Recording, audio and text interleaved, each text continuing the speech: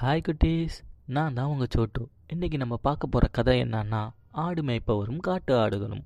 ஒரு ஆடு மேய்க்கிறவர் காட்டுக்குள்ளே போய் ஆடு மேய்ச்சிக்கிட்டு இருந்தார். அந்த டைம் மழை டைம்ங்கிறதுனால காட்டுக்குள்ளே நிறைய உணவு கிடைக்கல. அதனால் தன்னோட வீட்டு விவசாய நிலத்தில் விளைஞ்ச புல்லை போட்டு ஆடுகளை கொஞ்ச நாள் வளர்க்கலாம்னு நினச்சாரு. அந்த நேரத்தில் சில காட்டு ஆடுகளும் அவரோட மந்தையில் வந்து சேர்ந்துச்சிங்க. அதுங்களுக்கு தன்னோட வீட்டில் இருந்த சாப்பாட்டை கொடுத்ததும் அதுங்க அங்கேயே தங்கிருச்சிங்க.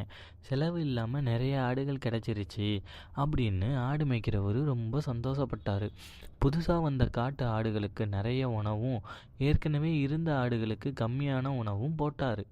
மழைக்காலம் முடிஞ்சதும் அந்த காட்டு ஆடுகள் தங்களோட வாழ்விடமான காட்டுக்கே போக ஆரம்பிச்சிச்சுங்க. அதை பார்த்து ஆடு மேய்க்கிறவருக்கு ரொம்ப வருத்தம்.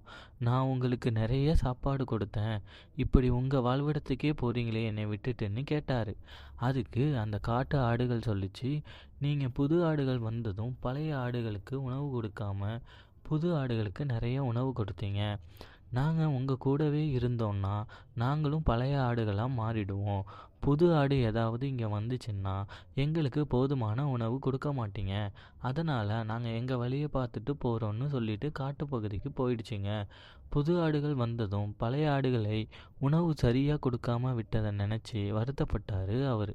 இதோட மாரல் ஆஃப் த ஸ்டோரி என்னன்னா, புதிய நண்பர்களுக்காக பழைய நண்பர்களை மோசமாக நடத்துவது தவறான செயல்.